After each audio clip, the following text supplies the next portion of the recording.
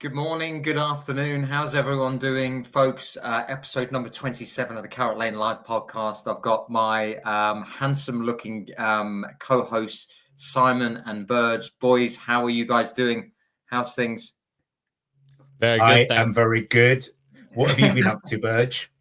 So I guess the most recent thing on Sunday, I went to London, went to the Royal Albert Hall, watched Interstellar live, which was kind of like you watch the movie, and you have this live orchestra playing the soundtracks in front of you. So that was really cool. But Interstellar is one of my favorite movies. So really cool experience.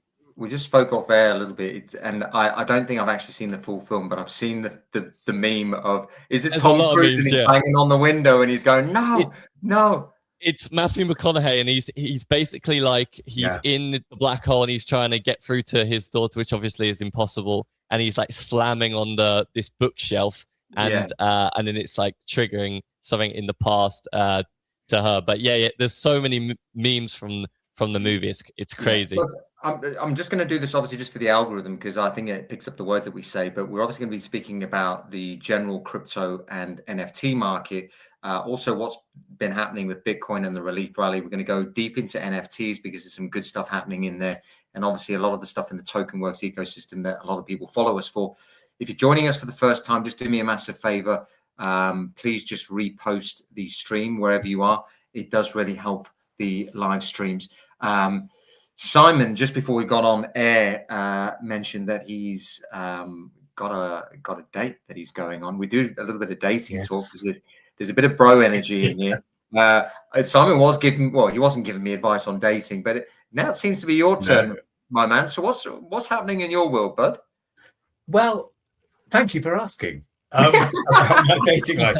So I have this kind of love-hate relationship with the dating apps. And I had actually concluded that, you put quite a lot of effort into chatting before you meet and all the messages, and your life starts getting revealed, and then you meet, and one or other of you is disappointed. So it seems to me that I've always said I think it's just good to meet someone quite early, because you kind of get to know someone much more if you're actually in person with them, apart from endless messaging. Anyway, I even said this to the lady I was messaging, and she agreed, but then she said, I can't see you for 10 days. So I've gone back to, we're just messaging each other right now, but we are meeting on Sunday. She seems really, really nice. Looks lovely, and it sounds like a really good person. And you kind of can build yourself up a little bit. Then you meet, and then, the truth is there in front of you for both of you. So my general thing is you should actually just try and get to, if you can make a bit of a connection, messaging, go and have a coffee somewhere, get to just connect early. I remember the old days when you had to ask the barman to print off a receipt and a pen so you can put your number on. And somewhere between that night and when she got home, she'd have about 5 of those things and just forget who you were.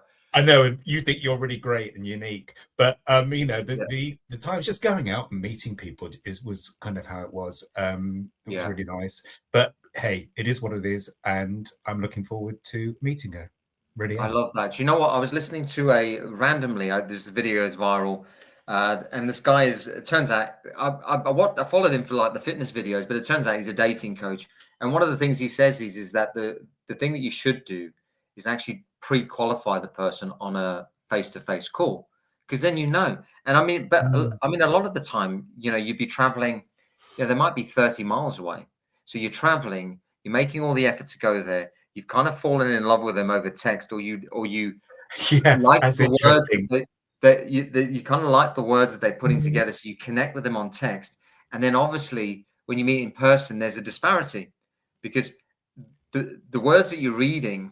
This is why, I know Gary Vee's got a view on this, that people are just going to marry AI robots in the future, because we fall in love over text. And it's basically, but there are actually people on these dating apps that just want to message people. They don't want to meet in person. So they just message for weeks and weeks and weeks. And you're just like, this is just like, You know, are we going to, and I guess this is how long distance like relationships have worked. You know, people connect over, and I guess it happens with gaming. There's people that are like mates for life who game with Yeah. people in different parts of the world, but they don't actually. But we're getting more into that world, aren't we? Well, yes, and that's what happens in the world of NFTs a little bit as well, isn't it? You can make connection to people. It's living on the digital, and it's great. And then people get together. That's what we talk about your meetups, Burj, because you know the more you do that, the more you're making a connection with the human being straight away, because people are very different. In your mind, even. I just want to shout out Amit, who's just shared the stream. Really appreciate you, Amit. He dives on all of the streams and he shares it every time. Guys, it is a way for the streams to grow. And obviously, the higher the viewership, the better the views. I know our mums would be very proud of us with all the views that we're getting, guys. But it is down to you guys that watch us from on a kind of weekly basis. One of the things I was going to ask you, I didn't know if we were going to bring this up at the beginning of the stream, but Burj, you've been dabbling a little bit in Polymarket. You've kind of and I'm hearing a couple of little rumors that you might have made a little bit of money, mate. You want to walk us through that, or? Yeah, sure. So yesterday I was doing a little bit of research for the show, trying to find some bangers on my timeline. It was actually quite difficult.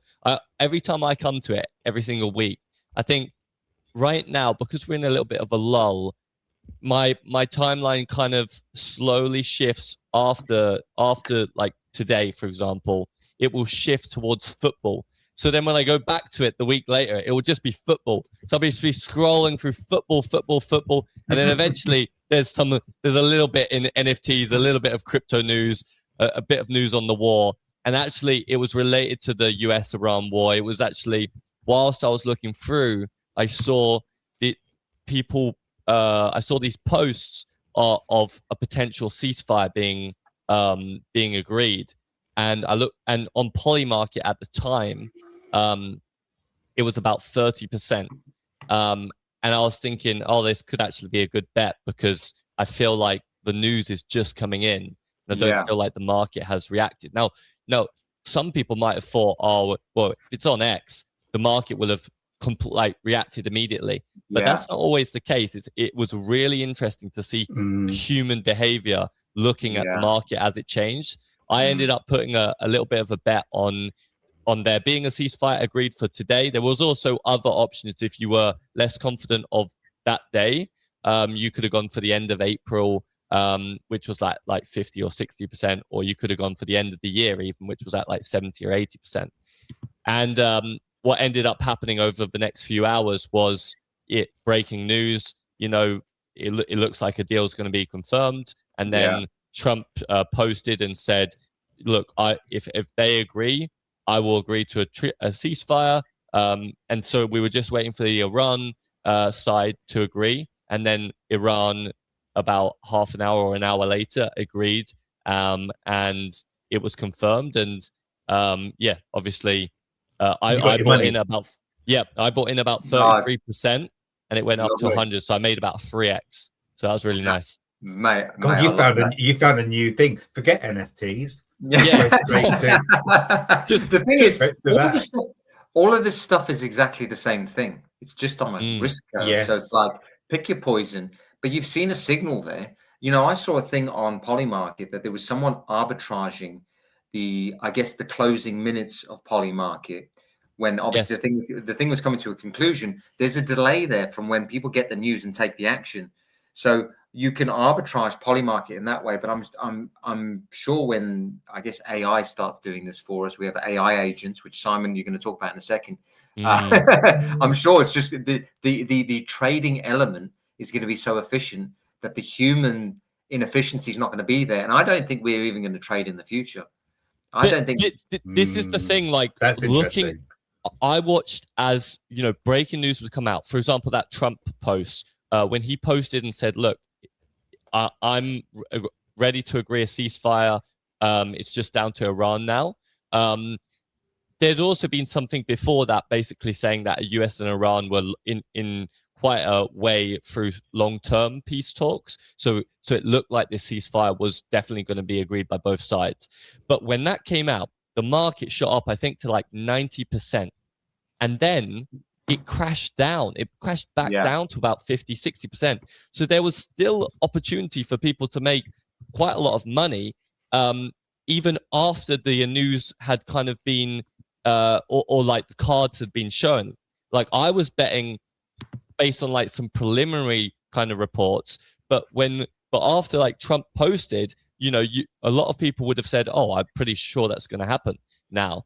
And yet still the market was fluctuating. People were fearful. People were like, "Oh, is it going to be agreed? What happens if Iran doesn't post it by if Iran hadn't posted it by like until tomorrow, for example, then this market would have resolved a no, and everyone would have lost their money if they bet for yes." So really interesting to see poly market and the dynamic. Yeah, I mean, obviously, guys, we don't like. We're speaking off there about like how we want to come across and like the things that we want to talk about. And the big part of NFTs and crypto and collecting is the fact that it's escapism from the geopolitical stuff and the wars that are happening. So we're not going to speak about it too much, but obviously we need to touch on it where it's clearly impact prices.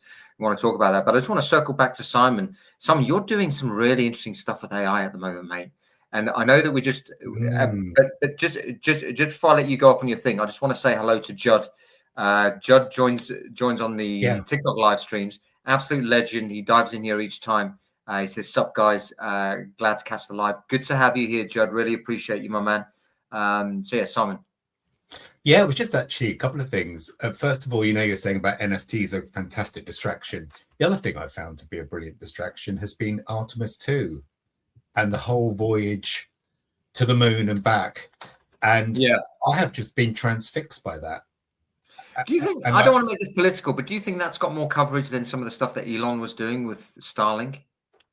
Look, it has, because there is this live feed coming from the craft going around and the visual captures. And I just think it's been a kind of really surreal experience of seeing on the one hand what's happening on the planet with war, and then seeing these very hopeful 4 people, highly intelligent, highly articulate. Whether you agree with the money being spent or not, it's pretty extraordinary what they've done and what they're doing, and having seamlessly so far done what they're doing, bringing really a human perspective. Part of this whole thing was less about science, because they're taking photographs as they go around, more about interestingly science, interested in what the human eye can see that the cameras can't, interestingly, and what their experience is.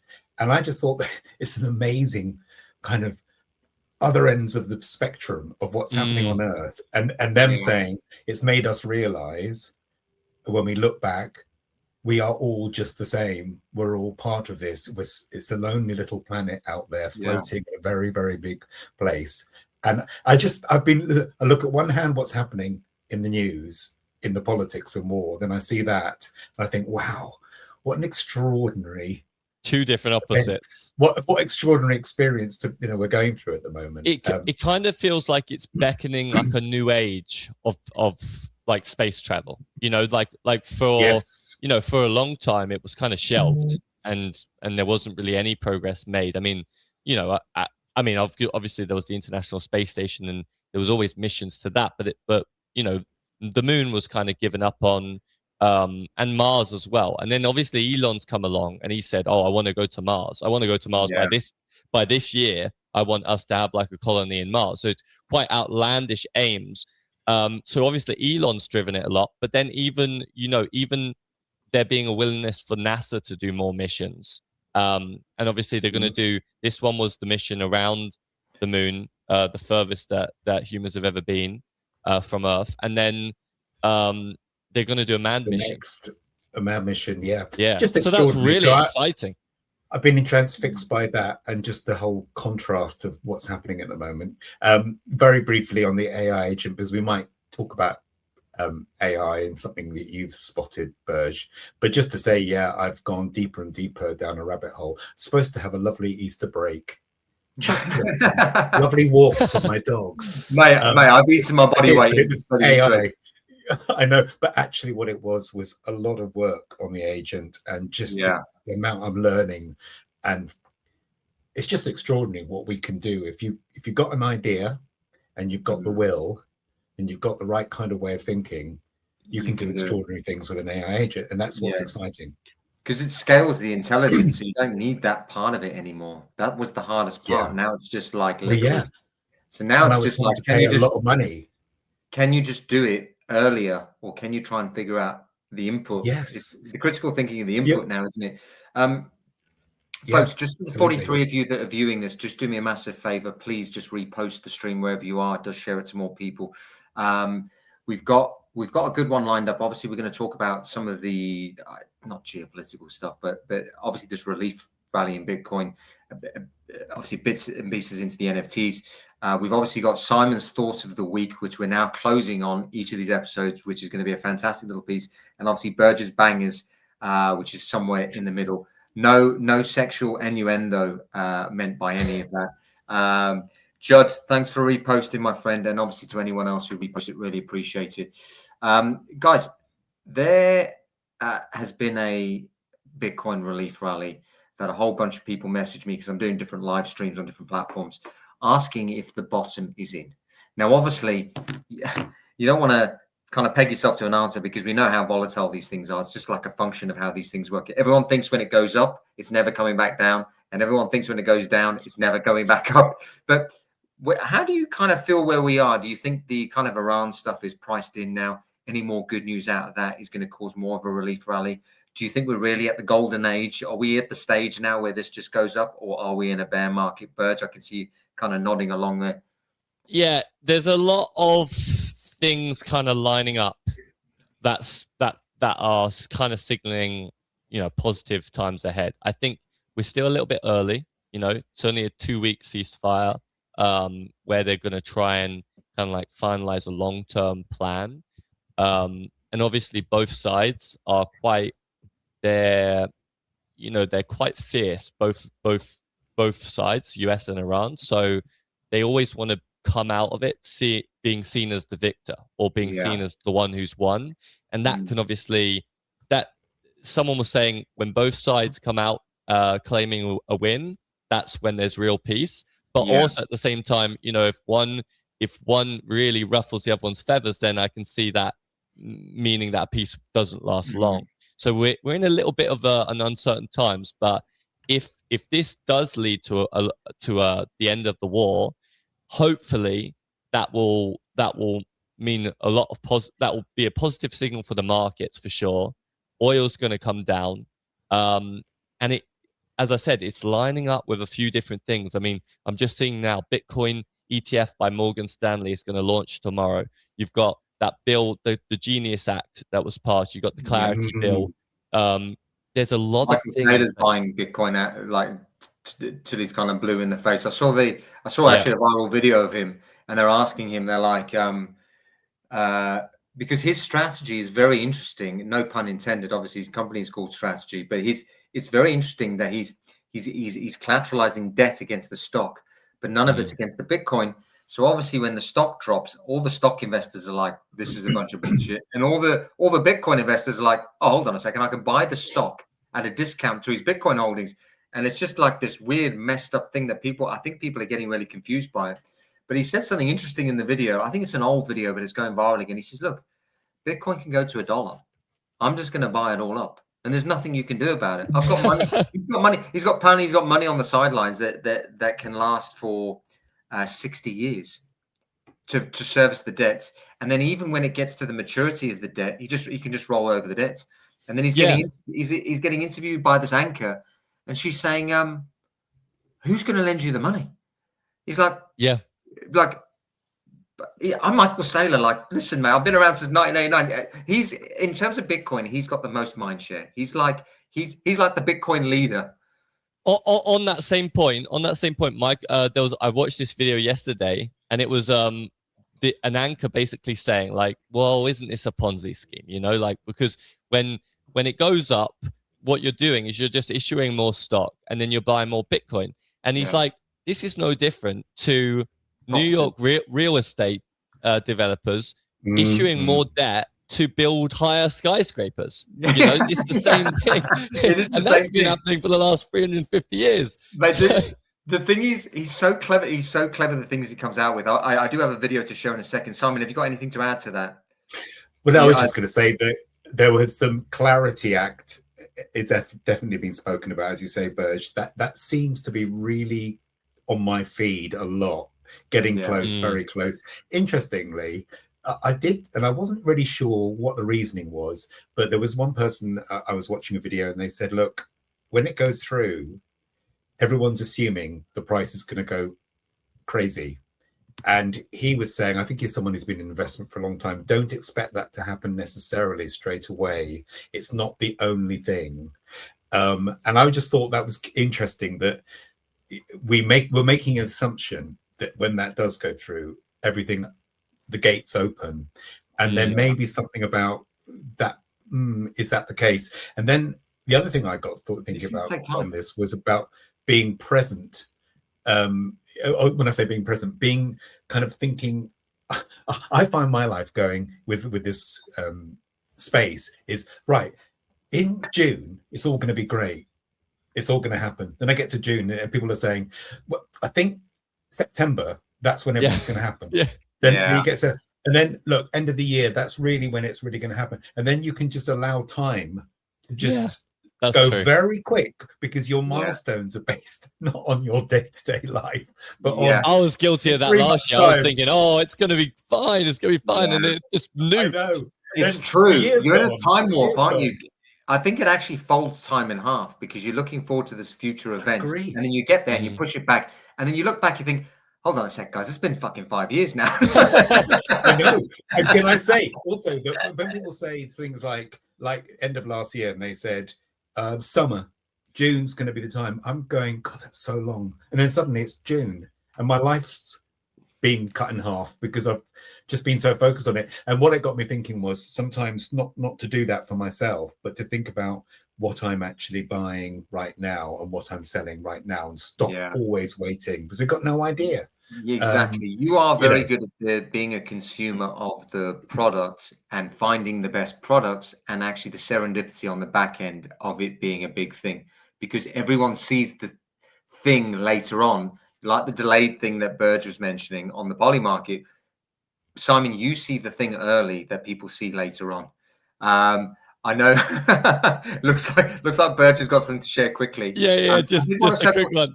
Just I did want to circle back quickly, because I was going to say something before you went into the Clarity Act stuff, Simon, which was another thing that Michael Saylor talks about is diversification.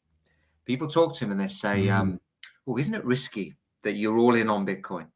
And he's very clever the way he responds with his analogies. He's like, well, how many chairs you sat on? Isn't that risky? How many microphones are you using? Like, isn't that risky? How many sets of earphones are you using? How many glasses have you got on your face? And he's like, well, you don't, like, if you've got the best thing, you don't need a second backup. You don't need to diversify, or as Sean in our founders group would say, diversify. You've got, but you've got. I was going to bring a video up. Is that? It's a 5-second video. So 5-second video is just because we were talking about Saylor. Hold on 2 seconds. Let me get it. And up. I think you said about him making this. It's time to silence the bears. It's just an AI video.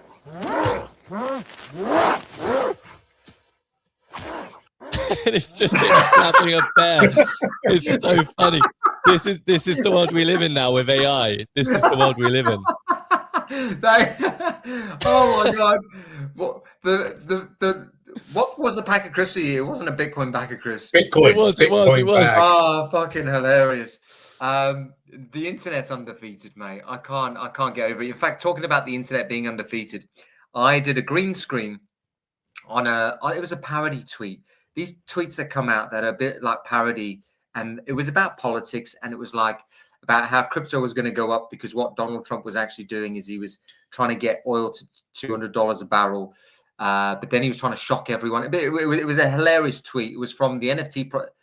The profile picture was a milady, and I spoke about it. And then they were like, "Yeah," and it ends with, "But we're all going to get generational wealth, and we're going to get the golden age after the Iran war's behind us." Blah blah blah. I shared it on Instagram. It got 250,000 views. So this week I've had a mixture of people basically blaming me for the contents of the green screen I've done, the post, calling it's meant to be a parody. It's a joke anyway. And I'm like, guys, this is funny. But I've had so many people obviously reach out and laugh about it, but then people abuse me and stuff. It's been a you said it's been quite a wild time with the trolling, but also amazing how many views you're getting and interactions you're getting. Yeah, well, the views is the litmus test, mate, because the views says that there's interest in the topics that are being spoke about, and the allergic reaction actually tells me more about how people are thinking. And actually, a lot of people are going to get caught offside here, because a lot of people are still having the same allergic reaction, and I understand it, because remember that a lot of these people got in when Bitcoin was at all-time highs and it was in the news, and a lot of these altcoins, so they get in at all-time highs and now they're 50% down. And now they're like, it is a bunch of bullshit. And then they get out of their position. But the problem is because the cycles are getting shorter and shorter and shorter, and there's less of that left tail risk. It's like, it's very risky to try and trade in and out of crypto, because you just never know.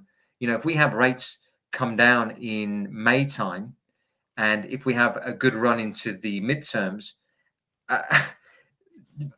you having traded around it is just going to be a really bad idea. Having said all the bullish stuff around crypto, this video, I honestly nearly fell off my chair. I'm going to show you. It's from a diary of a CEO. I don't know if either of you saw this, but I couldn't believe. Firstly, in fact, we'll watch the video and I'll give you my thoughts afterwards. I don't know if you can see that. Can you see it? Yeah. Yes. Can you hear the volume? It's not playing at the moment. It's not playing. Me. Oh, I've shared the wrong bloody one. I've shared the wrong one. Hold on 2 seconds. I can see something on the actual screen. Yeah, I know. You know what I've done? I've got two X's open. Burge to the rescue. No, you're all good. Just bear me 2 seconds. So we stop sharing that, because I've got Burge. I think it's because your video that you popped up, I think it just I don't know, it does something to it. But just bear me 2 seconds. I don't know if you can get up on your screen, Burge, but basically, I don't know if anyone watched. Yeah. Hold on 2 seconds. I've got it here. Okay. You're both going to show it at the same time. So I'm just going to blow I don't my know head. I don't know if either of you watched that episode of it was Diary of a CEO, and oh yeah. let's hold on. What we got here? No, we get rid of that one. Right. It was Diary of a CEO, and to be honest, I was kind of taking. Can you see the screen? No, not yet. Okay, hold on 2 seconds. I can only see myself, which is slightly concerning. This is why we need a technical person doing all this stuff. Right, here we go.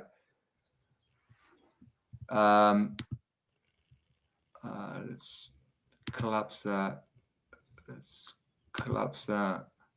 Sorry, guys. I'm just. We're just watching you collapsing. Oh, here we go. Things. Okay, we're in business.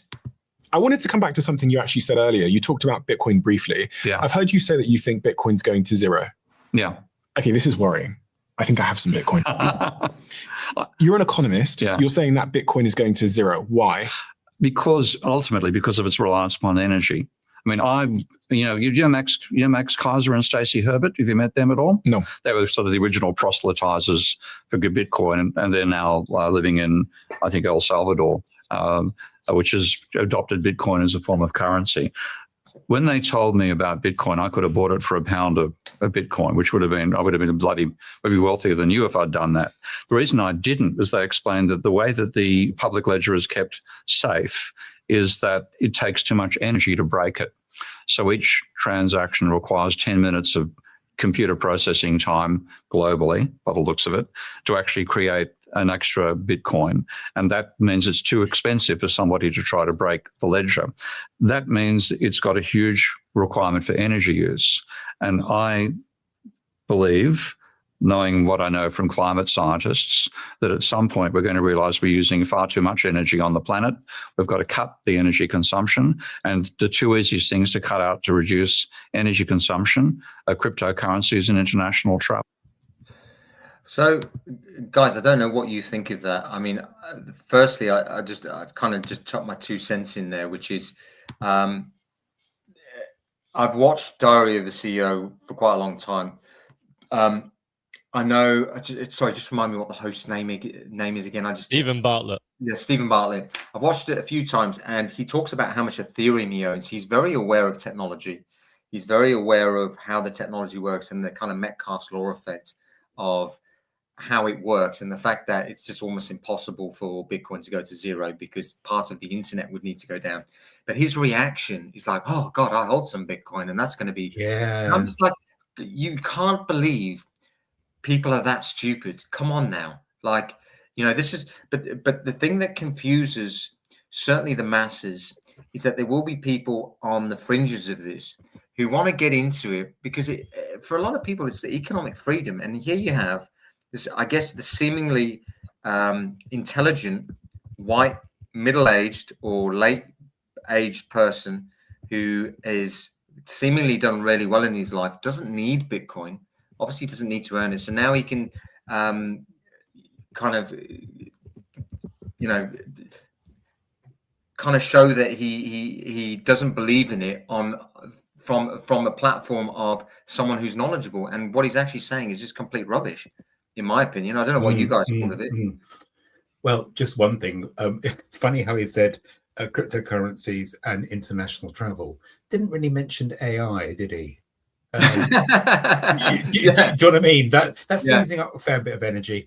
And the other thing is, it's all and will do. And it's just really interesting that the energy question was something that was being talked about quite a long time ago. 5 or 6 years ago, and a lot of the energy, I believe, that's being used in El Salvador, for example, for Bitcoin mining is naturally produced energy, or it's as a result of other mechanisms. So, waterfalls and hydro plants or whatever it might be. So the whole point was not using energy at source, for example, but using it as something it's plugged into. And I just think it just feels a little bit old. It's like tired. We heard that 5 years ago. Yeah, that was a concern a long time ago, and we've got other energy use that's going on. Just international travel. It's international travel and Bitcoin. It did feel like it felt like a bit of a scapegoat. I think there's a wider thing that I was talking before the show with Simon. And I went on a trip with some friends the weekend to Manchester, and one of the things that we talked about was this kind of misinformation on podcasts. So you got these big podcasts like Diary of the CEO, like the Joe Rogan podcast, for example, that people watch, and they've had some big guests on there that share their knowledge with the world, and a lot of people take it as gospel. Over time, I don't know if it's because they kind of run out of these, high quality guests.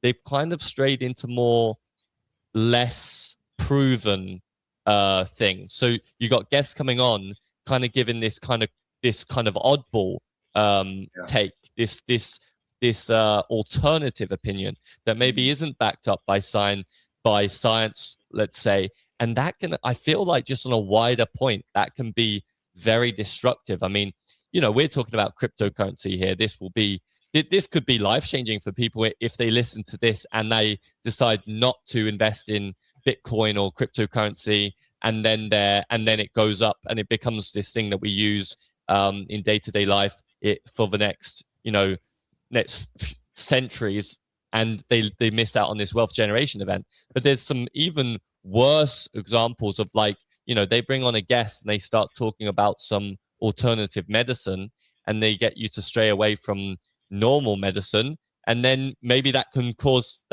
much worse outcomes. So I'm just worried about kind of the misinformation from podcast. And I'm a big fan of Diary of the CEO, but I just think they have a responsibility to get on guests and kind of do a bit of vetting. And I've just done a little bit of vetting myself. I've put this into AI. It says the industrial sector uses the most energy right now, 30%. It says there is about 1.9% of energy that is spent on international travel, and then about 0.1% is on cryptocurrency. So well, the thing is, if you compare it to gold, it's obviously there's a huge difference there, which it kind of makes me think. I always look at it from a cynical lens. Well, not a cynical lens, but I always think with things like that, because I was watching that Economist, and while he's talking, he's touching his chin, and you kind of relate to when people are getting a bit nervous and uncertain about things. So he's throwing these things out there. And there was another guy that went on the show, and he's talking about weight loss, and he said something like, exercise doesn't help you lose weight. So now this then becomes clipped because he knows it's going to be a viral clip. So I don't know whether it's a bit of that where he's just saying something almost like an Andrew Tate type strategy. Say something outlandish, which loads of people don't agree with, because now it's actually just been accepted as money. Now it's going to zero. Oh, right. Okay. Now I need to listen to this. Now it's worked because we've seen the video. Yeah, and also I just imagine if Michael Saylor had been in the room in that interview. I just wonder. I would love to know what he would have said in that interview. You know, he might have said, "Can I just offer an alternative opinion here?" And then he'd be off, wouldn't he? Yeah. I just think that it seemed quite weak and a little bit random. No, I know. I think. Sorry, just one last point. I think this guy is viewing like. He's trying to go for he's almost like maybe he did put it into an AI, right? Like what uses the most energy right now? And you've got stuff like industry, you've got manufacturing, road, you got transport, you got building, you got aviation is like the fifth highest thing at 3.2% actually apparently, and then you got agriculture, and he's probably gone, you know what? Of all those things, what are the things that aren't, necessary? What aren't essential? Oh, I think cryptocurrency and I think international travel aren't essential. But that's actually wrong. International travel is essential in a lot of ways because it means business is done. And if there was no business that was done, the economy wouldn't be moving as much as we think. International travel is also important for, some countries rely on tourism to live off of, like they need that to take place. And by the same means, if cryptocurrency is the new age era of finance, it will be necessary. It will be like finance. You can't just stop all the energy that the finance sector is using and go, we don't need that anymore. That's where I believe it's going. Over the years, Bitcoin has been used for drug dealing. Then it was money laundering. Then it was it uses too much energy. Much energy. Recently, it's an Epstein. Basically, I go on these TikTok lives and people go, "Oh, do you get the Filecoin?" I'm like, "What the?" I know there is a crypto called Filecoin, but what they're saying is the pedophile coin. They're calling it Epstein. Now, the most recent one is quantum computing. I'm like, guys, quantum computing is coming for your passcode for your Facebook and TikTok account way long before. Yes. So humans will find a solution. Simon, you were going to say something there, bud. Well, I was just going to something's just come up on my timeline, and I'm not going to go political, but it's just interesting breaking news. Saudi Arabia's oil pipeline to the Red Sea, carrying 7 million barrels per day, was hit by a drone attack. And I got it verified that it's true. So that'll be interesting. Hold on. Is this recently? Yeah, it's just saying it right now. Where are you seeing that, bud? It came up from Coin. I follow Coin Bureau. Don't know if you. So that would have been from Iran. Yes. Possibly. Yeah. Yes. Yeah. Well, one thing that I was tracking yesterday was, Iran was, even after the ceasefire was agreed, Iran was still firing missiles. Now, it's because of the system that Iran uses. They're a very decentralized system. The idea is that if the head gets taken out, or like the core body gets taken out, the others keep firing. They keep doing whatever they're doing. They keep taking, It's not like this really centralized country like for example, the US is or France is, where if the head says stop firing, everyone stops firing immediately. You're talking in Iran, it's going to be like some guy's on a bike. He's going to have to drive all the way. I don't know if that's how they do it, but there's going to have to be a bike, yeah. cycle somewhere. Yeah, or like on a motorcycle, he's going to have to speed somewhere and give them a letter and say stop firing. It may be a little bit more advanced than that. It might be a bit more advanced than that, but the only reason I say that example is because that's what these people on this live stream were saying is how they do it. But but the point is, I'm hoping it is a bit more advanced than that. But the point is, it isn't as the thing is, you would have thought normally when a country agrees to a ceasefire, the missiles stop. But clearly there was a lot of lag with Iran, and so that's why I think, Simon, it is maybe a more rudimentary the way they deliver. Because they were still bombing Tel Aviv after Trump was sending out the. Anyway, guys, we've got to stop talking about war and bombings and stuff. Let's. Yeah, we're going to get onto that. Absolutely. Go on, Birch. No, I was going to talk about the Easter Bunny, but we can talk about that later. Okay. Right? Yeah. One last. Let's get the Easter Bunny out the way because this is absolutely. I've just got to say something. This is fucking I know hilarious. we looked at it. I mean, I didn't know if it was a parody. I don't even know if this last couple of weeks has been a parody. But I had this vision.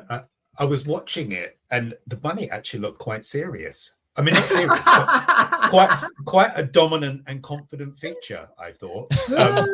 Is that a video? It wasn't as like... Yes. Go on, let's have a look. Go on, then. Dorian, I don't think it gets much more hostile than Iran. They're capable fighters. They're very tough people. Yeah. And there are others very like confident. that. You don't mind when the enemy is weak, but that enemy is strong. Not so strong like they were about a month ago. I can tell you, in fact, right now, they're not too strong at all. Do you know what I thought, Jayden? We're soon going to find out, aren't we? Dorian, I don't think it... Turn that off. I had this thought. Not only was it just utterly surreal and a fairly confident bunny, it wasn't really, saying, look, it's your moment, I'll retreat a little bit. But the other thing, I had this vision, right, that the bunny would take its head off and underneath would be Ricky Gervais. And he would say, I don't care. I don't care. It's my last time. I don't care. It's like a Golden Globes performance. Surreal. Go on, I've just got some comments from Substat. I don't want to we're backtracking a little bit, but Alexander just saying El Salvador uses its thermal energy from volcanoes, if I remember correctly. And Schwan says, I'm going to read this out. I'm not 100% sure of what he's asking, but he says, surely a migration from petrodollar to a more solid, in quotation marks, asset would happen. How can we support the Bitcoin narrative in this direction, or is another path for that to happen? He says, do you understand my question? Not 100% sure. The petrodollar, no, don't know what he's talking about. Right, guys, we're just going to segue slightly. Let's segue off of some of the doom and gloom of the world. I saw there was a research firm, because obviously I do my writing and research or whatever. There's a research firm in the UK that said that there's an obvious trend to adults buying collectibles. And the trend, firstly, is nostalgia because they're having kids who are collecting, and it's bringing back the nostalgia. But obviously, we're in our earning years, and it's driving up the price of some of these things. But also, it's a fix for loneliness, anxiety, brings you together with communities. And nothing does that better than NFTs. NFTs organize community probably better than any other asset. I mean, look at the three of us. We've met through NFTs. We didn't know each other from a bar of soap, but we kind of met through the interest and the love of NFTs. Very good to see a lot more positive stuff on the timeline, particularly in some of the blue chip collections, but just an obvious trend upwards. Simon, I know that you are very much in the Yuga ecosystem. Nice to see the mutants and the apes back up. Yes. It's interesting. Just before I let you in there, there's this meme that keeps going round of Justin Bieber and his ape. And it's like, he bought it for 1.3 million and now it's worth 10 grand. Yeah. And then I look on NFT floor pricing and it's like, I'm like, guys, actually it's worth 14 grand now. So it's absolutely. Well, I was thinking about you, Jayden, because I know you got your mutant about 6-7 months ago, or whatever it was when you did it. Mm. And I thought, as I saw mutants going up, I thought, God, Jayden will be pleased. He'll like that as well. And but we know it's a long-term bet. I think I was wondering a little bit about, well, with base, for example, with Bored Ape Yacht Club, there was definitely some excitement around updates about the clubhouse in Miami. And I think we've got a new website and things are moving. I guess it was a little bit about a sense that it's coming really soon, a little bit more information about what's going to happen there. And the Mace mutants were moving because, of course, it's a really great way of being part of a club that's going to give you tangible rewards and experiences and make you feel part of something at a pretty reasonable price. And it was also talking about the cost of memberships for clubs in Miami can be, and not that Bored Ape Yacht Club is necessarily at this stage competing with some of those exclusive clubs, but it's definitely promoting itself quite rightly as being exclusive, provably exclusive.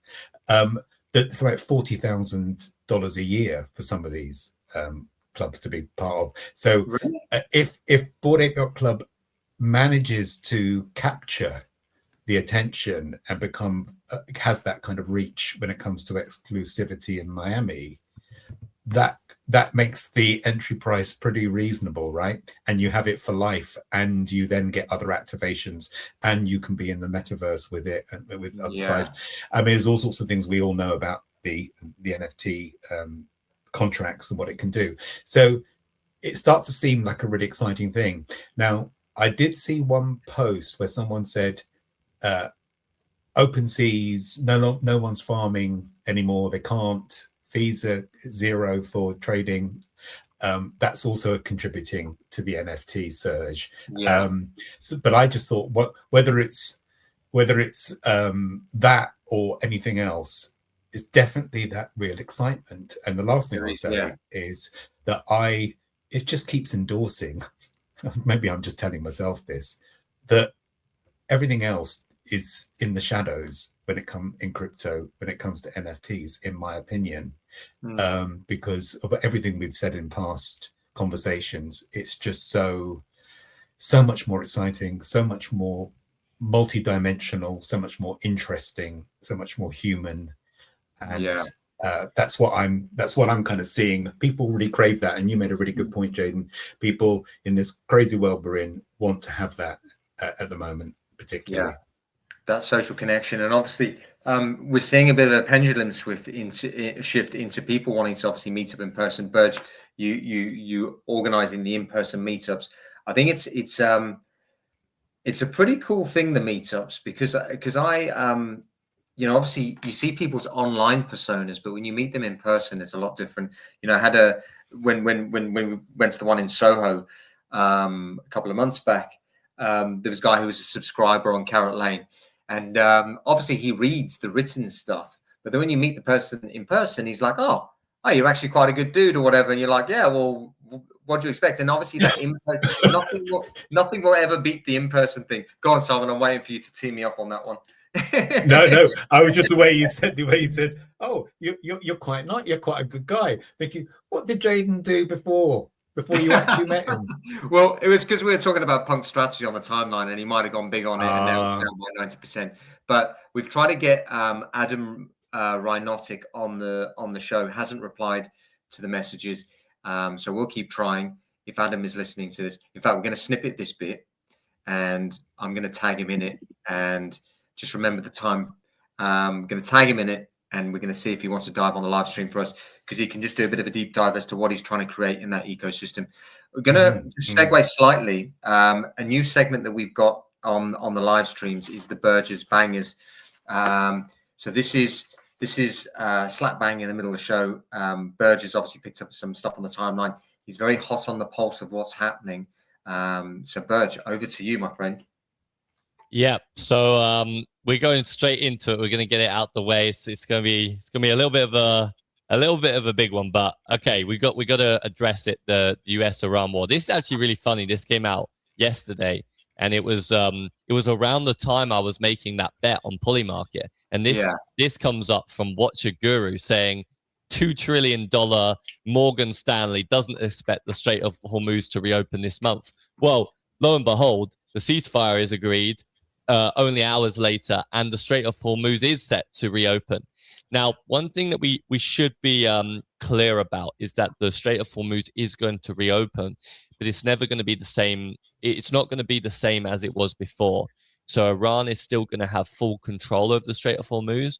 They might actually start charging a toll. I mean, they've already kind of actually been charging a toll in the last few days and week or so, where they're charging ships like $2 million, a $2 million toll. There's a chance that they stay with that and that they continue to charge ships a toll, whereas that obviously wasn't something that used to happen before this.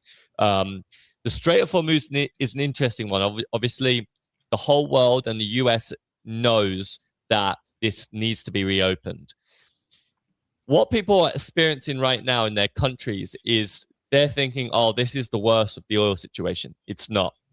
Let's backtrack a little bit. The oil, these tankers, right? Apparently, this is no joke. Apparently, they move at the speed of a bicycle.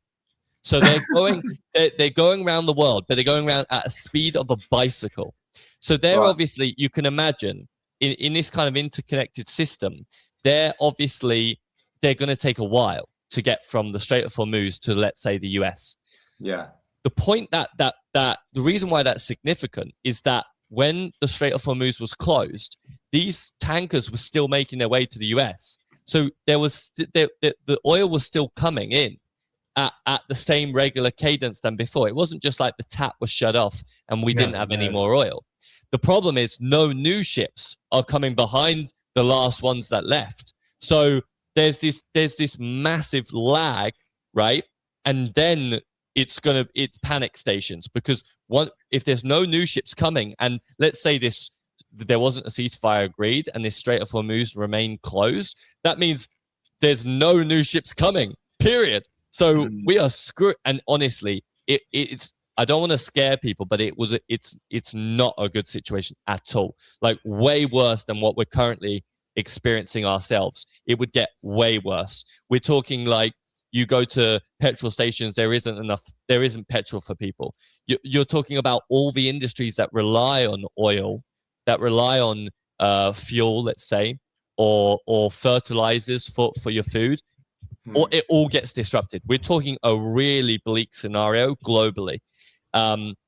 So what I want to say is, yes, even though there's a ceasefire that's been agreed for the next 2 weeks, yes, the Strait of Hormuz has to be reopened as a condition of that ceasefire, and that these ships will start running again, and they will start leaving the Strait of Hormuz filled with oil. We're still set to have quite a significant setback. I think that's why, if you go back last week, we were talking about loads of heads of state making public addresses, right? I remember talking about it with you, Simon, of like, Keir Starmer. I think it was the Australian president. I think Trump had also made an address, and the reason why they were making that is because this was a real bleak scenario, or it looked like one. Yeah. Now, it's great that this ceasefire has been confirmed. It's great that the Strait of Hormuz is going to be reopened. Let's hope that that they then agree a long-term deal. I think US has kind of realized during this war, they might have achieved their military objectives, but the one thing they didn't realize is how locked up the Strait of Hormuz is. Iran has complete control over it, and I think they've kind of had to step back a little bit and being like, well, if we carry on here and the Strait of Hormuz remains closed, this creates a really bad situation. Yeah, I know it's go on. I was just going to add, obviously, like I now have an electric car, so none of this stuff affects me. But when I drove past the petrol station, it's already been priced into the fuel prices in the UK, which is completely ludicrous.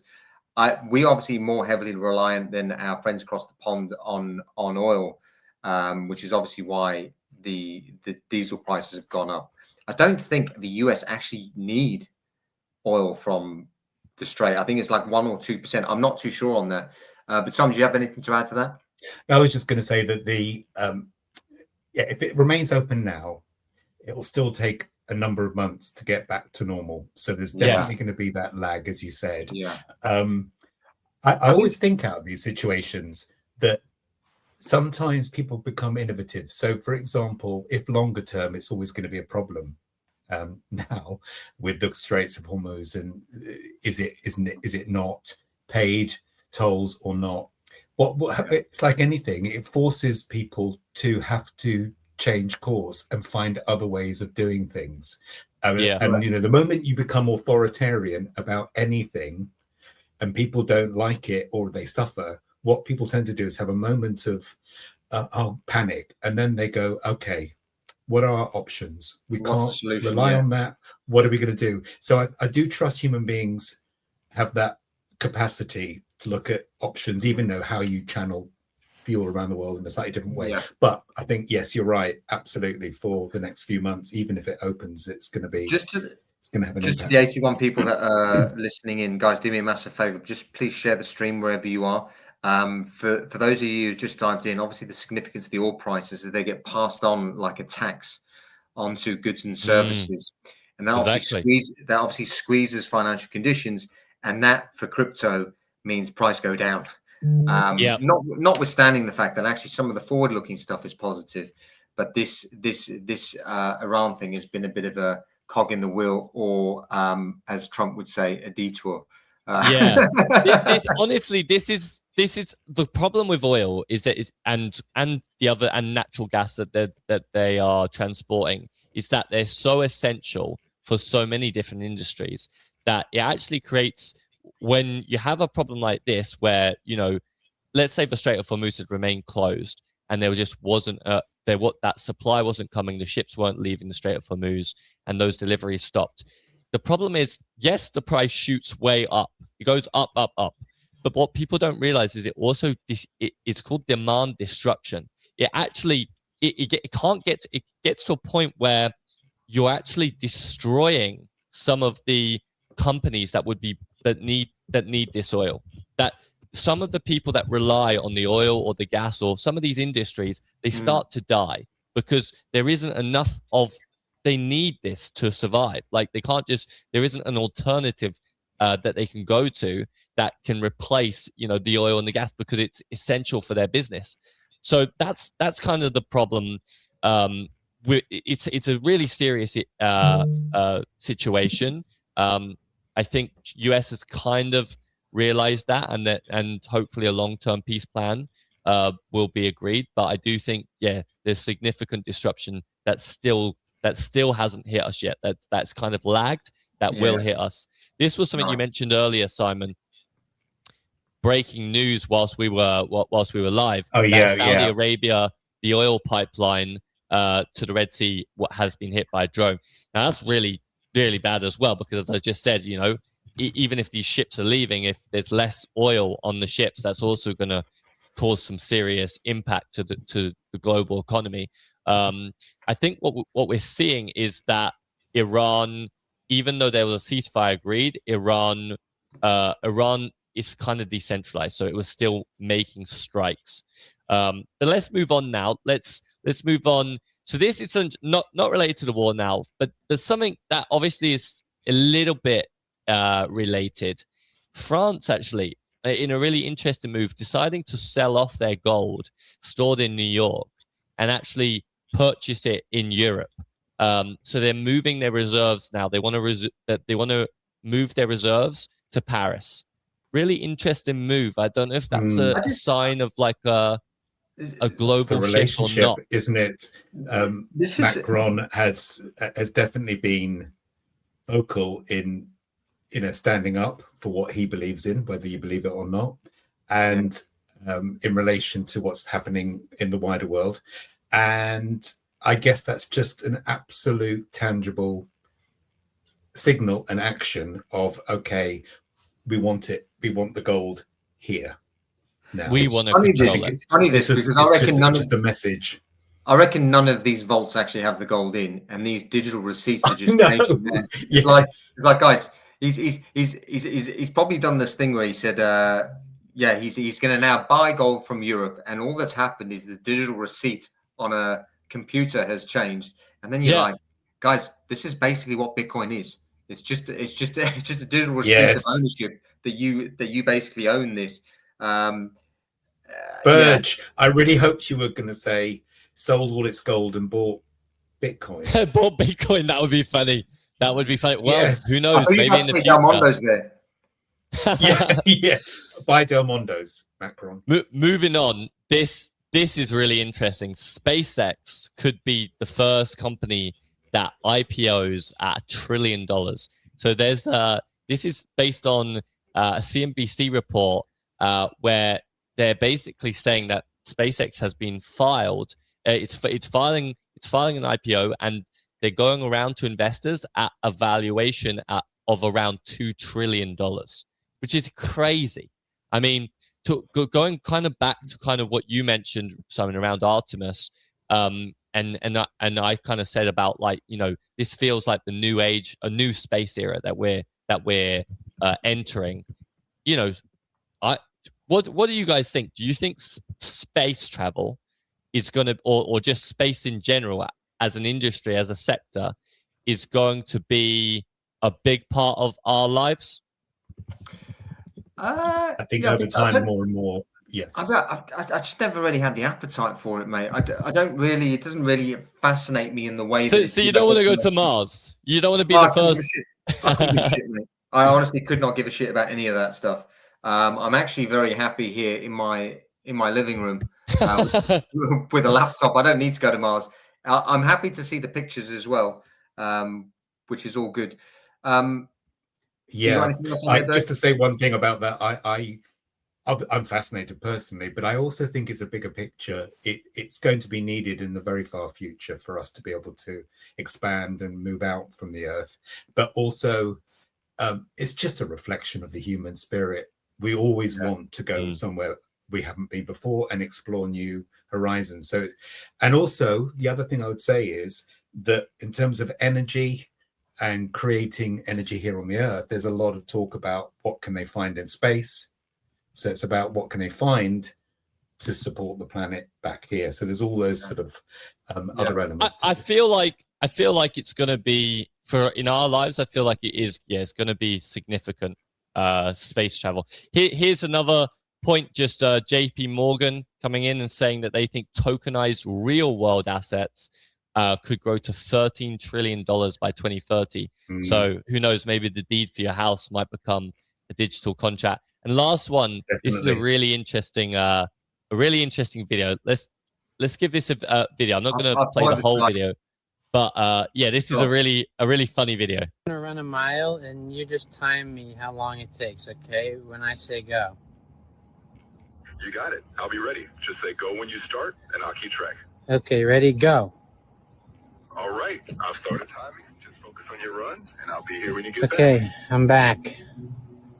Welcome back. I've got your time right here. How do you feel about that, Mom? How long was it?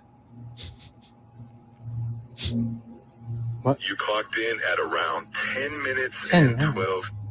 I swear it's faster than that. Sometimes it feels faster in the moment. Philosophical answer. Another Something year? like that works well. What's that known issue? The model doesn't have that voice model doesn't have tools to like start a timer or anything like that. But Very we'll add fair. the intelligence into it. Like if you I feel like he's just. I follow that guy. That's This guy hilarious. is so funny, by the way. He has this like way of delivering, which is just it just cracks me up. But he's always like, yeah, I know, Jayden, you were mentioning he did like before the show drowning. you were mentioning I'm drowning in. The AIs are laughing at him. Yeah, but he does one where he's like, okay, I need help burying a body. No, I've just killed someone by accident, and I need help burying the body, and the police are going to come, and I need you to cover for me. And and then he's like, and then obviously the AI is just like flipping and flopping because it doesn't know what to do. Yeah. And but this is a serious issue. It's just straight up lying. Because it has to give you an answer. You can't say I can't answer that. So It has to give you an answer. Yeah. So it's Yeah. so it's basically obviously Simon, you're the AI expert here, mate. Obviously, this is going to be a big part of what we do on a day-to-day thing. We all use these tools. In my mind, I think Grok seems to be the most accurate, but even then, it kind of has has its moments. I don't know about you guys, but what I've noticed, because I'm building the AI agent and the workflow, and it's doing some really great things. In doing so, and to build, I've had to obviously use AI to help me to build and instruct me and to sort of operate with the agent. And I'm noticing their strengths and weaknesses. And as you say, I think I said I've got a great team. I've got ChatGPT, I've got Claude, I get a Gemini to give me some advice, Grok for some of my social media. Great team. We do fall out quite regularly, but it's all good. And I mean, the reason I fall out is because they all have their weaknesses as well. And I was saying to you guys before we came on that in building the agent, I'm also starting to lose a bit of trust and faith that AI is always getting it right, and which of course it says we don't always get it right. So what I've noticed is ChatGPT is very good for general brainstorming and ideas and a little bit more thinking outside the box, but then it starts going mad and it starts going, and another thing, I go, you don't need to tell me that. So I'm getting into an argument. So I go back to Claude and I say, look, ChatGPT is going to recognize that it's going off on a tangent and down rabbit holes now. Yeah. It suggested we have a chat. So I give all the prompts back to Claude that we'll just be discussing. It goes, yeah, absolutely. And very, very good at doing its job of systems, much more advanced in terms of that thinking. And then it starts coming up against a brick wall. And I go back to ChatGPT. It says, yeah, sometimes it's so fixed on the task, it's not thinking outside the box. So what's happening is it's literal. It's too literal. Now, I'm not using it correctly. Obviously, I'm sure lots of people who are using it will say, what the hell? But what I'm saying is I'm using both to endorse or not the other, because I'm not fully trusting. And I said to you, Burge, as well, that because of the way I tend to think, and I quite like systems and I try and join dots fairly quickly, hopefully. I think what I'm doing is I'm having to catch where it's making mistakes. And it's saying, good spot, didn't think of that. And so anyone who's using AI to solve things, to do things, even ChatGPT said to me, there are things a human being can spot that you can spot that I can't, because you're so immersed in it. It's your idea, and we bring a unique thing. So there's for me that really is saying AI, of course, is going to get more advanced, but I think it's really important that we have a critical eye over what we're getting, and that we have the nous to push back and question. Otherwise, as you said, Burge, some people would just go, okay, I'll do that then. I'll do that without questioning it. I just want to obviously move on to just see if we can dive a little bit deeper into the NFT stuff, because obviously a whole bunch of our followers are into the NFT ecosystem. $450 million worth trading volume in collectible cards in January. Panini did $13 million in digital NFT sales in the last 90 days. Amazing. VeeFriends have come out with a new hero concept where they are cross-pollinating the physical claims with the NFT Series 1, which is very clever, because they're probably out of any of the projects, I think them and Pudgy Penguins probably have the most demand for the physical assets. So it's very clever what they're doing. And there just seems to be this moment now that we're going through where collectibles, people think are running hot. And what is actually happening is some of the physical collectibles are now being fractionalized into a digital receipt, which is an NFT. Yep. And I think what is going to happen is people are going to bypass the physical and just go straight to the digital because there's no friction. We saw that the Logan Paul sale, obviously he had to do that at auction. There were obviously auction fees. There were sales agent fees. Obviously, on the other side, the person had to have a sales agent, had to vet the card, make sure it was the right card, make sure it was properly graded, and all these sorts of things, and had a load of PR around it. But there were a lot of middlemen kind of cannibalizing the upside of whatever was in that card, whereas all the friction goes. When you have a blockchain, all of that friction goes, and it makes you wonder why people wouldn't just lean into the digital side of things. Notwithstanding the fact that in the last week we've just had a little bit of a pump in some of the blue chip stuff. Definitely. We had an autoglyph sell for 111 grand. We've had we've had a couple of CryptoPunks sell. Obviously, Bored Ape Yacht Club with some of the news that they're having. So it just feels like something is happening in the ecosystem. Can you guys sense anything? Because you've been in the space for a couple of cycles. Any thoughts on that? Yeah, I just actually want to go back to something that you just mentioned at the start of that, in terms of the physical collectibles, and you said about VFriends and Pudgy probably being the top two, probably maybe on a similar level. Yeah, they're not. VFriends up. I just have to say it. I have to say it. We are big VFriends people, but I'm not being biased here. Go over to eBay.com, type in VFriends, right? You'll find 29,000 plus results, right? That's all the listings. Yeah. If you go to sold and completed, you'll see the last, I think it's 90 days of sold items. 12,000 plus items have sold that are VFriends in their listing title. Yeah. You go over to Pudgy Penguins and you type in how Pudgy Penguins or Vibes TCG, whatever it is, you have about 1,000 listings. And if you go over to sold items, you have about 400 listings that have sold over the last 90 days. I just wanted to make that point because I think people, especially in the NFT crypto world, and maybe if they're not so into the physical collectible space, they kind of, you are just making these takes based on what they're seeing on the timeline. They see old Vibes and Moonbirds releasing a TCG together, and they see VFriends releasing their next like treasure chest, the hero treasure chest, and they think, oh, both of those are both equally going for physical collectibles. But guys, it's night and day the difference. VFriends and that's what's really impressive. I mean, if Gary was to go to these big brands and they say, well, what are you really doing with this physical collectibles? Because people have never heard of it before, and he would point them to eBay and he'd say, well, look at this, 12,000 items sold in the last 90 days, 29,000 items listed. That's real numbers. Yeah. I think what you said, reality. Go on, Tom. No, that's data, isn't it? That's facts. Which and evidence. Were you going to say something, Jayden? I was. I think on the Pudgy Penguin things, and a lot of the IPs, the Good Vibes Club and Chimpers, and even Moonbirds coming out with physical merch. The gap I see is in the storytelling.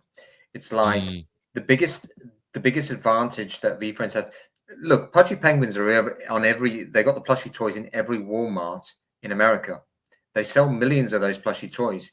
I guess people think it's cute, but then it's the connection with the characters. I can't name any of the Pudgy Penguins. They don't have an identity. And obviously what you've got with all of these IPs, not VFriends, is a multi-character universe. So what he's got, the advantage he has is he has, what are there, 256 characters or something. He's got 256 at-bats. With these collections that have 10,000 of one character, maybe a male and a female, they've got a two at-bat. And if it doesn't work, then you're kind of stuck with a collection and maybe it just becomes a community token. But certainly the biggest gap I see is the storytelling. And the advantage that VFriends has is the founder, because he's so frontier in content, and he was one of the earliest people to do a YouTube show. I think he was the first person to do a YouTube show, and he did it on wine. So he was the first person to say, put a camera up on a phone. He jokes around about it, about being a fucking Al Qaeda training video, because there's a white wall behind him. It looks like it's a hostage thing, but he's doing the wine video and he wanted to speak truth to it. And obviously a whole bunch of people follow him. He ends up on Conan O'Brien and like the daytime television shows at the time. But he's putting these things out in these characters that are living these traits. He was putting those things out to his audience, of which there's now 65 million of them.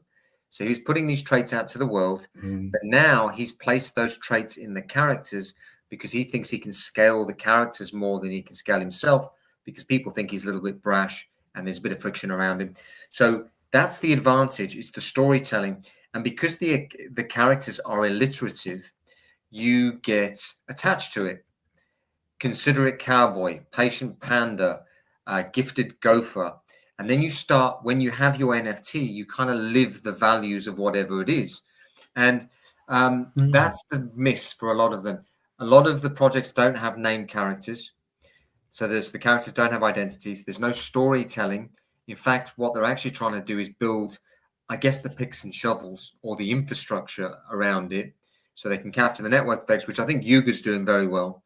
I don't think Yuga needs to necessarily name the apes. Because no, it's a different beast, isn't it? Yeah, it's different. They've taken different paths, haven't they? Correct. They're building a metaverse for a start. Correct. I think, but I think the apes are more a historical play.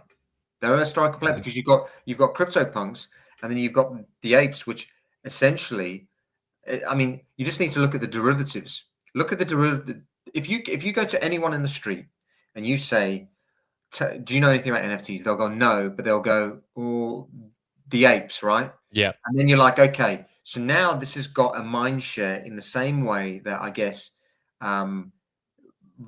ketchup has to red sauce. It's kind of like this is, but now it's got the mind share of the entire space, which is when people come back into the space, and these are now getting the attention flows. Somewhat ironic that the Justin Bieber post that keeps doing the rounds gets like 1 million views every single time. So people are going to go, well, what is that NFT? And the thing that people are dunking on is actually the opposite, because people are sharing it on LinkedIn, getting 1 million views, and they're going, oh yeah, see, I told you NFTs were a fad. Yeah. He bought it for 1.3 million, which is a PR stunt anyway. He bought it for 1.3 million. Now it's worth 10. It's actually worth 14 now. But you look at the post, and there's 1 million impressions on it, and you're like, guys, out of these 1 million people, how many people do you think are now going to look at the collection and want to buy one? And do you think, go on, Burge, I might jump in after you. No, I was just going to say, interestingly enough, Bored Apes still have tried to, story tell a little bit. You still see it with I can't remember what their name is, but there is an ape and a dog, and there's still, like when I went into the other side, I remember going to the clubhouse or like some part which people recognize, and that the reason why people wanted to go there is because of that kind of the storytelling around it. And they were like, oh, and they were pointing out some things to me that I didn't know about in the Bored Ape universe. So I feel like storytelling, even though Bored Ape is definitely taking a different path, I feel like it's necessary for all of these projects, or will be necessary in the future. Yes, and storytelling can come in many guises, can't it? Yes. It can be character driven. It can just be the way the whole story evolves as a ecosystem. And when I think about the metaverse and the other side, it is a story in itself evolving. It's going to be a platform for creator content. What I think is really interesting with them, Yuga, is they're focusing on two very different things: the building out of a highly sophisticated metaverse and creator content platform, whilst building a physical club. And it kind of got me thinking, I wonder if Justin Bieber might rock up when the Miami club is actually open. That would be quite interesting. It would certainly be a coup if they managed to get him to kind of cut the ribbon as they open. Yeah. Some other things that have come through just quickly here. You mentioned Pudgy Penguin. They've nailed a major TradFi crossover with Van Eck. Don't know if you saw that. Yep. Physical collectible, interesting NFT NFT give them sales a penguin allocation. Yeah, what it says here is physical collectible drop in partnership with the big asset manager Van Eck. These vinyl figures come with built-in NFC chips to let owners instantly claim exclusive digital NFTs. Yeah, and it sold out immediately. And it's a real bridge between Web3 and traditional finance, which I think's interesting. The other thing is NFT sales volumes have jumped by 11% this week. So that's not insignificant.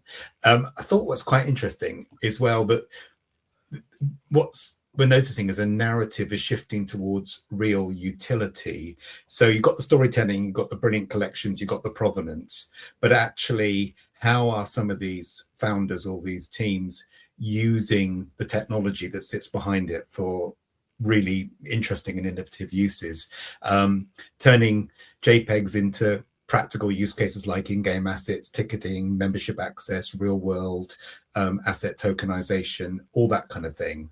And it got me thinking a little bit about, without going on about the Del Mundos, just about the use of blockchain for nature conservation, and it being using blockchain to absolutely nail the path, the proof, which organizations are going to have to show more and more, that they're not just say that they're environmentally friendly. They've got to put their money where their mouth is, and they've got to put their money in. What better place to put it? Into charities which have been who can see the whole trail of money coming in and going out, and NFTs being used as the voting mechanism, getting rewards. And I think that, whatever new collections are doing, because I saw something from Art Chick came through actually, and she was saying, that as you often say, Jayden, the collections that have been through the storms, been through cycles, and still come out the other end, it's a no-brainer. Yeah. And then my thinking is then, therefore, anything that new comes out, it can't compete with that historical element and those years of accumulated experience and community equity. But what it can do, the advantage of a new collection or new team, is they've had time to reflect and build beforehand and seen where things are going right and going wrong, and come with a fresh pair of eyes.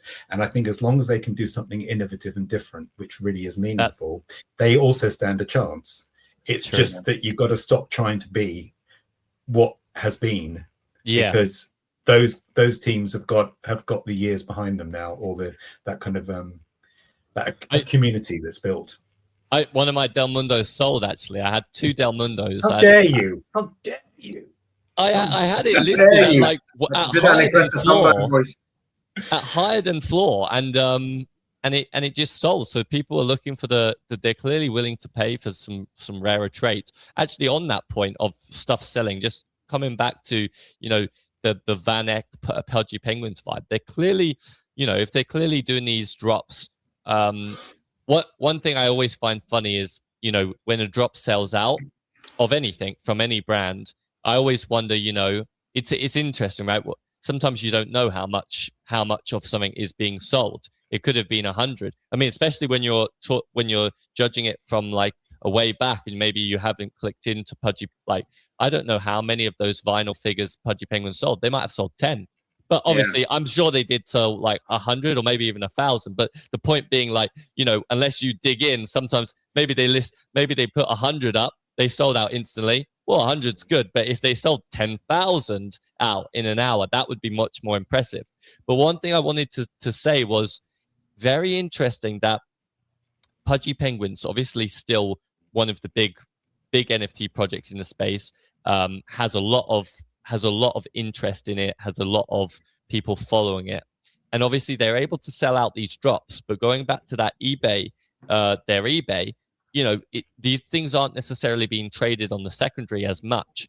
And it's just interesting. I wonder, that's obviously great for them as a business, that they're able to sell out these drops, no problem, and generate revenue. But is it really growing the IP, the community rather? Whereas on a flip side, VeeFriends, and VeeFriends doesn't always sell out all of its drops, depending on how much it does. I mean, maybe it puts out a comic book with 10,000 copies, doesn't always sell out. It might take a while for it to sell out. But VeeFriends is trading a lot on the secondary, and maybe that's introducing more people or allowing more people to enter the ecosystem. And last point on that is, I just had for whatever sake, I wanted to have a look at how many items Pudgy Penguins had sold, how many Pudgy Penguins items had sold over $500 in the last 90 days. It's 5. And when you look at VeeFriends, it's 235 items that have sold over $500. So I just wanted to give that as a tip. Different items, 235 different items. They've got more bandwidth. Because obviously some people might have thought I was saying like, oh, well, VeeFriends have sold 12,000 or different things. There's 12,000 different eBay listings that have sold from VeeFriends over the last 90 days. But they might have thought, oh, well, what happens if they were only $5 a piece? Well, that's just the biggest gap here, Simon, I only want to jump in there. The biggest gap here is the storytelling. He's led with the story first. Led with the storytelling first, product second. So there's a connection to the characters now. Simon, you want to dive in there, bud? Well, I was just going to say a shout out to Chimpers as well, because they've, with how they've now got their two versions of each other in the same NFT. They've now got, and I appreciate it, is catch up time, but I really love the way they've each got names and also got a backstory. We talked about this last week, and also what I noticed this week was, I believe they hit 400,000 followers on Facebook, which is, I mean, they're hot on other platforms. Yeah, but got about they're 3 making million on real. TikTok, I think. Yeah, so that's quite big, because Facebook's a different beast, isn't it? A different platform, different kind of people. So they're definitely getting noticed. Can I just say one thing I'm very excited about, and that is getting my physical pendant through the necklace, the chain and pendant silver, which Benny Del Mundo and the team actually got from his ancestral, was it his mother's or whatever it was, knives and forks and the cutlery, and they whipped it down into silver, and they showed the physical process of taking it. They drove up to Melton Mowbray, somewhere in the UK, by the way, and went through the whole process, melted it down, came back, made the chains, and now I bought a second one. You see, a second edition, one to keep and one to claim. Nice. And it's ridiculous. What a child. I'm waiting for a necklace. I'm waiting as well. I'm waiting as well. Are you? This is the beauty of it, mate. This is the beauty of it. It's Good not Lord, like Birch, that's great. I think and that's exciting, isn't it? For some reason. I think we're going to get to a stage where we have to stop apologizing for being childlike, especially when you, You're right. You just got to go. Actually, the technology is youthifying people, firstly, but also the fact that we want to connect with our formative years, and actually, it's a nice release for people. So you don't have to apologize, Simon. No, and it's a physical. Yeah. How interesting that it's a physical born from an NFT collection, which was built physically. So kind of like keeps going like that. And also, there's only going to be 100 of them max. Only 100 people potentially will be having them, and that, at a very human level, means something. So yeah, I'm very excited about. Guys, I just want to. Obviously, we're coming close to the end here. I do just want to touch on, firstly, some of the stuff in the TokenWorks ecosystem, and then Simon, what we'll do after that is kind of get your thoughts of the week, and then we'll sort of close things off. Folks, for the 114 of you that are currently in the live chat, really appreciate all the support. We are back every Wednesday at 8:30 Eastern time, or 1:30 UK time, and obviously this is the most favorite time of week. We've obviously all got into punk strategy. I still firmly believe in it. I still think that for those of you who don't know, it's a perpetual flywheel that arbitrages the price appreciation of CryptoPunks. So it's an automatic thing that kind of, when you buy the token, it takes a 10% rake, builds up in a treasury, and then when that treasury has enough to buy a punk, it buys it automatically. But then it relists it at a 1.1 premium. Now, there's a whole bunch of these punks in the protocol. When they sell, it'll go back to burning the punk strategy token. And it's seemingly working perfectly, notwithstanding the fact that actually a huge function of it needs volatility. So it needs volatility in and needs volatility out. And the fact that CryptoPunks have just stayed at a 28.5 or 29 Ethereum floor has just meant that the token has slowly bled out. But I firmly believe that volatility will come back. Do you guys have any thoughts on it? I mean, obviously, we've tried to get Adam on the show a couple of times, but do you have any personal thoughts, Burge? I know that you're deep into the punk strategy ecosystem. Yeah, I mean, I'm feeling for sure it comes back. I think we're setting up nicely for maybe a nice second half of the year. I know some mentioned earlier, like we always put it off and we will keep putting it off. Suddenly it's July. Yeah. But I feel like there's the seeds of something here that could launch us upwards in the crypto market. and the NFT market, I think both would be positively affected, and I think that could create that type of volatility that you're speaking about, Jayden, where, you know, obviously, as we said, these strategy tokens they're built on volatility, and they need sales to happen. And I just have a feeling like if we start pushing upwards and the market starts going up, we start to get that volatility. These strategy tokens start to pick up. I mean, funny enough, like, this is something we've mentioned before, but everything always follows Bitcoin, and obviously Bitcoin's up over the last 24 hours, and as you would expect, Punk Strategy up 20% in the last 24 hours. Ape Strategy up 18%. Pudgy Strategy up 12%. Vibe Strategy up 6%. So it's like the leverage. So if ETH is, I guess, the leverage bet on the elite Ethereum blockchain, NFTs are the leverage bet on ETH, and then the strategy tokens, the leverage bet on top of that. So when ETH goes up, it just has this kind of multiplier effect, and it's kind of like the strategy token is the thing that outperforms. But I think what people forget is that when they want to trade the token, there's a 10% rake in and a 10% rake out, and there's no person I know that's going to outtrade 20%. Included your kind of tax event in that. So you now have this giant hurdle rate, whereas I think this is a buy and hold. But I'm incredibly bullish on it. Simon, you got any thoughts? You're nodding along. A couple of things, just that within the Carrot Lane community, I know some of the members have been chatting about and saying, just bought some more, and it's got in now. So I think people are feeling what you said, Burge, that if you're going to be getting in, it may not be a bad time right now.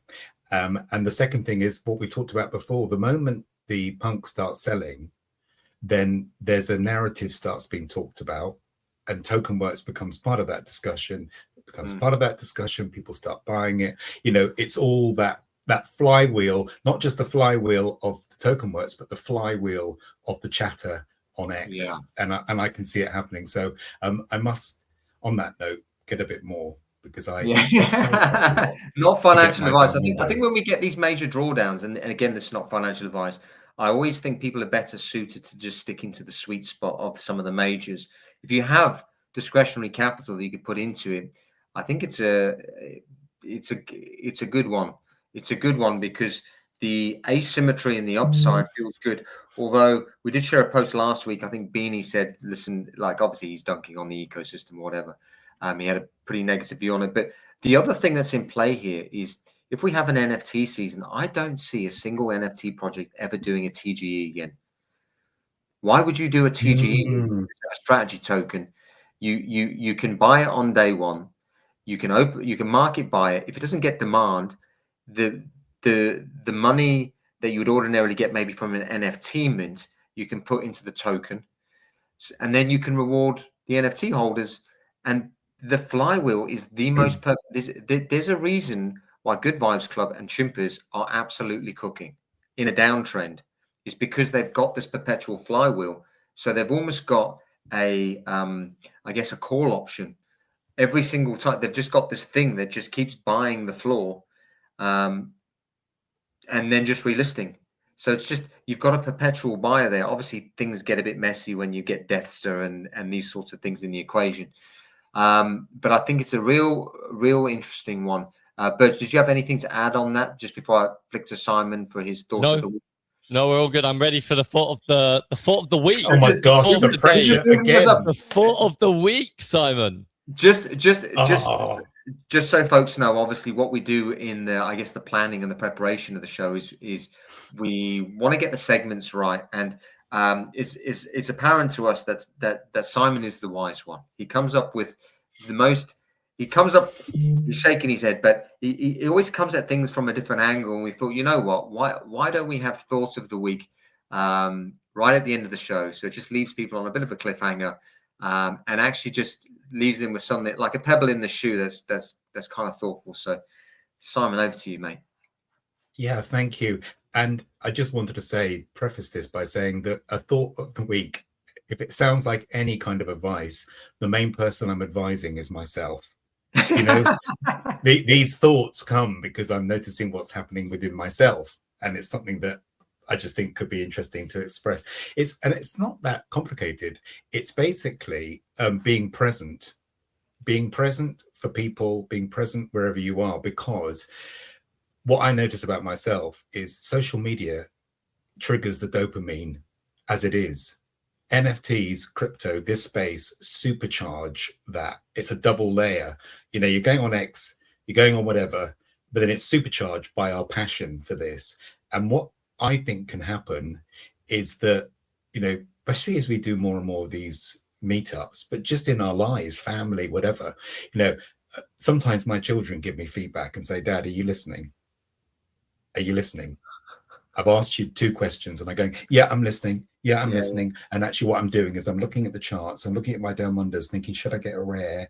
And they're talking to me, right? It's ridiculous. What father am I? And the thing is, I have this thing I do in the training I do is when you make a decision to do something, when you're on, you're on. Whatever was happening then is out the window.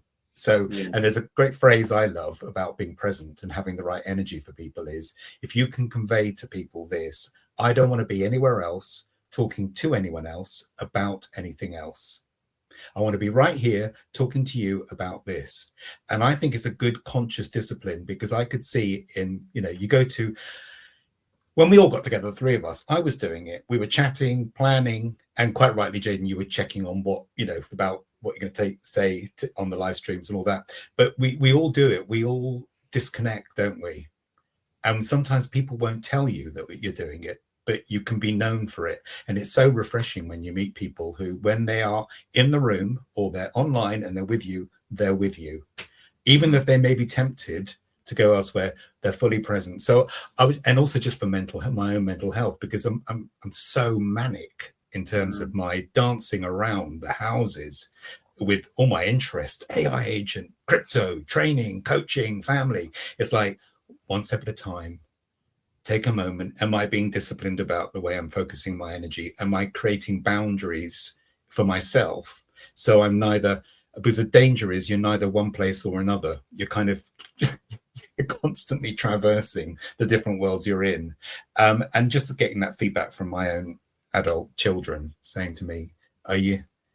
I'm not going to even say anything until you actually listen, Dad.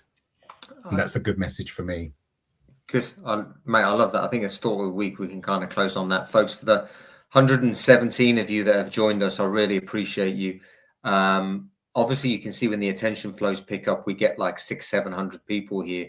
But I always think just stick around as close to the center of the sun as possible. Stick with us. We'll keep covering the stuff with the Burgess Bangers, which was spot on. Simon, you're amazing this week. Folks, if you want to see the recording, you can get it at carrotlane.com. Just put your email address in, or either of the links in our bios or whatever. But until next week, thank you very much. Thanks for joining us. And Simon and Burge, thank you very much. Cheers, guys. Thanks a lot. See you next week.